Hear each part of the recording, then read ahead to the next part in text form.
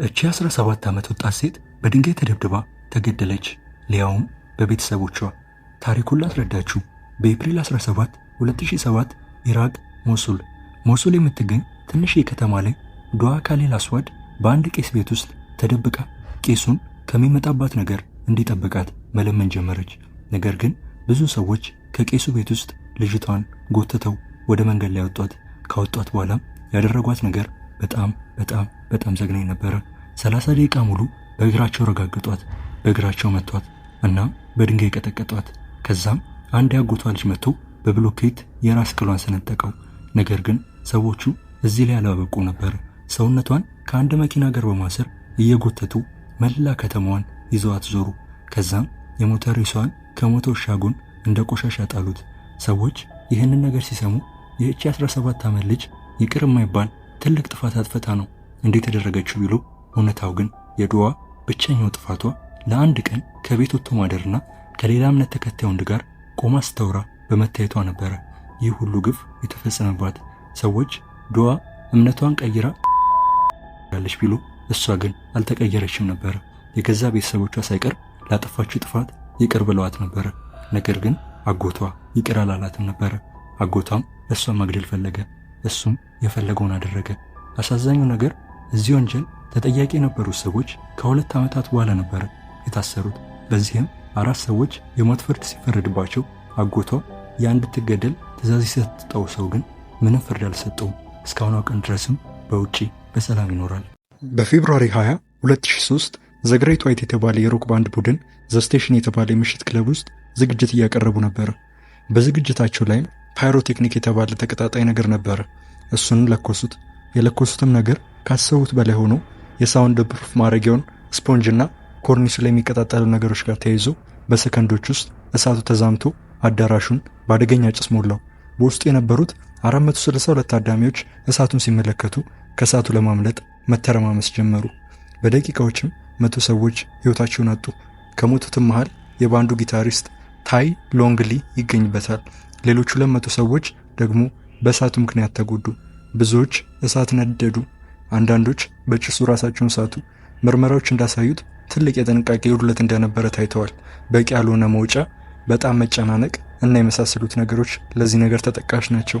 በዚህ ምክንያት የክለቡ ባለቤቶች የነበሩት ጄፍሪ እና ማይክል ዴሪያን፣ የግሬት ዋይት የጉዞ ማናጀር የነበረው ዳንኤል ቤሌል ታሰሩ። ብዙ ክሶችም ቀረቡባቸው።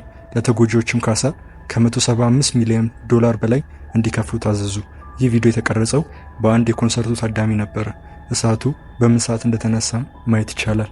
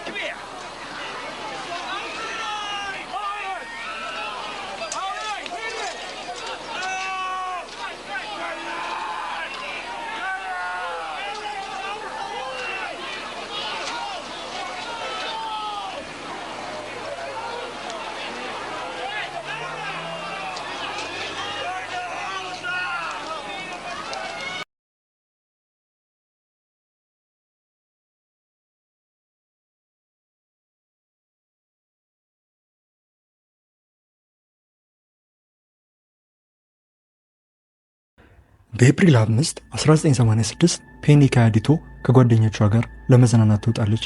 3 ልጆቿን ከልጆች ተንከባካቢ ጋር ነበር የወጣችው። ፔኒ ከጓደኞቿ ጋር በጊዜ ስለተለያየች ወደ ቤቷ ትመለሳለች። ከዛም የልጆቿን ተንከባካቢ ወደ ቤት እንድትሄድ ትፈቅድላታለች። በነጋታው ጠዋት ከእንቅልፏ ስትነሳ የ9 ዓመቷ ሴት ልጇ አንቶኔት ከቤት እንደጠፋች ትመለከታለች። በሩ አልተሰበረም፣ ምንም ነገር አልተፈጠረም። አካባቢውንም በሙሉ መፈተሽ ጀመረ። ምንም አልተገኘም ነበረ። በዚህም 1 ዓመት ተቆጠረ። ከ1 ዓመት በኋላ ግን የአንቶኔት ታናሽ እህት ዌንዲ ለዓመታት በፍርሃት ለማንም ሳትናገር የነበረውን አስደንጋጭ ሚስጥር ትናገራለች። እሷ እንዳለችው በዛች ቀን ምሽት 3 ሰዓት ፔኒ በተኛችበት በሩን እንደተንኳኳ ተናገረች። አንቶኔትም በሩን ለመክፈት ስትመለከት አንድ ሰው በር ላይ ቆሞ አጎት ጆ ባላለው ይላታል። እሷም በሩን ትከፍተዋለች።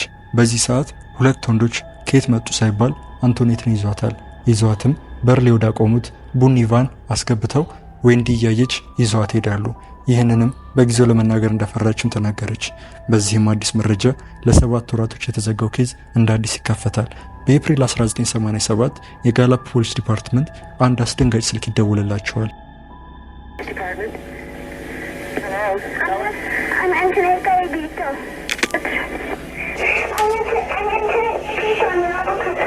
Whereabouts in Albuquerque? Who said you could use a phone? Hello?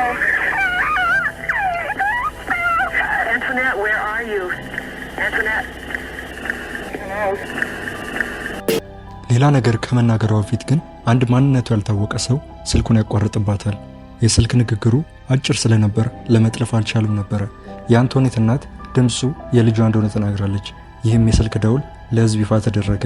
አዲስ ነገር ከመጣ በሚል መጠባበቅ ጀመሩ።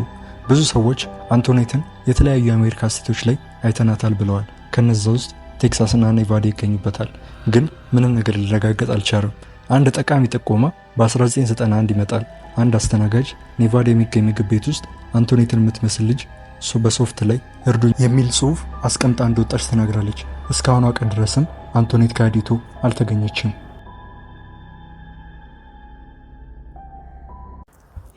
በኦክቶበር 2 2006 የ31 ዓመቷ ኢሌን ካምፒዮን የ2 ሴት ልጆች እናት ከ2 ሴት ልጆቿ ጋር አስፈሪ ቪዲዮ ቀረጸች። የሴቶቹ ስም ሴሪና እና ሶፊያ ይባላሉ። እነሱም ኦንታሪዮ ካናዳ የሚገኘው አፓርትመንታቸው ውስጥ ናቸው። ቪዲዮ ምንም የተለየ ነገር አልነበረውም። እናት ከ2 ሴት ልጆቿ ጋር የምታሳልፈውን እየቀረጸች ነው። ነገር ግን በቪዲዮ ላይ አንድ አስደንጋጭ ነገር ትናገራለች። የተናገረችውም ከቀድሞ በኋላ ይደርስባት የነበረው የስነ ልቦና ጉዳት እያለቀሰች ነበር የተናገረችው። Yes, this is a deplorable, horrible, messy, filthy apartment that supposedly my 2 children and I live in, and it's just a horrible, horrible mess. Yeah. I think Diego Campione is totally in the wrong, and I hope he burns in hell for all his sins. The same as Leonardo. All I wanted to do was take care of my 2 little girls and live happily ever after the 3 years of physical, emotional, and mental abuse that I endured tremendously by Leonardo Campione, and in the past year from Anna and Diego Campione, the mental and emotional. በሚያሳዝን ሁኔታ ቪዲዮን ከቀረጸች በኋላ ኢሌን የ3 ዓመት ልጇን ሴሪና እና የ19 ወሯን ሶፊያን ቤት ውስጥ ወዳለ መታጠቢያ ገንዳ ወስዳ ሁለቱንም ደፍቃ ገደለቻቸው። ከገደለቻቸው በኋላ ሁለተኛ ቪዲዮ ቀረጸች። ሁለተኛው ቪዲዮ በቀጥታ ባሏን ያስመለከተ ነበር።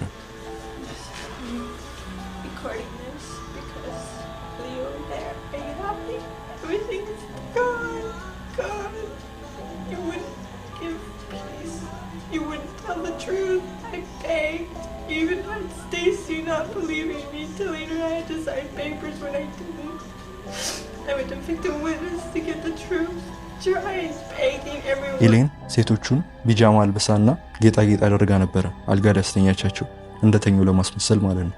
ከዛም የራሷን ሁሉ ታጥፋ ሞከረች፣ ግን አልተሳካላትም። በቀጣዩ ቀን ኢሌን በፖሊስ ታሰረች። ታስራም አቃቢ ሕጎች ግድያዎቿ የታቀዱ እንደሆኑና የልጆቿ አባት የማሳደግ መብት እንዳያገኝ ይሄን እንዳደረገች ተናግረዋል። የሷ ጠበቃ ደግሞ ኢሌን ሜንታሊ ጥሩ እንዳልሆነችና እንደ ወንጀለኛ መያዝ እንደሌለባት አጥብቆ ተከራክሯል። ጠበቃዋ በዚህ ቢከራከርም ግን ዳኛው በ2010 ኢሌንን በ2 ግድያ ወንጀል እድሜ ልክ ያለምንም አመክሮት ፈረደባት። ከዓመታት በኋላ ግን በጣም አከራካሪ ነገር ይፈጠራል። ኢሌን በፖሊሶች ታጅባ ከእስር ቤት መውጣትና መግባት እንድትችል ተፈቀደላት። I'm just going to God, because God is the only one who cares and who can protect me. Because you are the devil, Leo. You are the psychotic devil. Nothing's good enough for you. It has to always be your way. Well, they're good. And you can have it your way. Your wife and your daughters are dead now. We're all in heaven. And you just couldn't let me have it. You just couldn't let me have my happiness in life. I hate you. I truly, truly hate you. You can take your engagement ring and you can shove it where the sun don't shine because it's cursed. Because they knew nothing. They knew nothing. They trusted me more than Did they trust that what you were doing was the right thing? and only they can answer that. Yeah. Happened last night. How did they die? I'm not allowed to speak without an attorney present. Did you kill both of them? I cannot speak without an attorney present. Now, when we do the autopsy, what are we going to find? Are we going to find water in the lungs? I'm not allowed to answer anything without an attorney. One of the things that I wanted to make sure is that they did die peacefully. Peacefully? Okay. Yeah, but I appreciate you telling me that, because that makes me feel good as a parent and as a person too, that, you know, here we've been talking for a little while here, and when I leave this room, I want to be able to say that you're not this monster and that it was all this that was on your shoulders. And if the day comes, I don't even know what I will say to them when I see them again.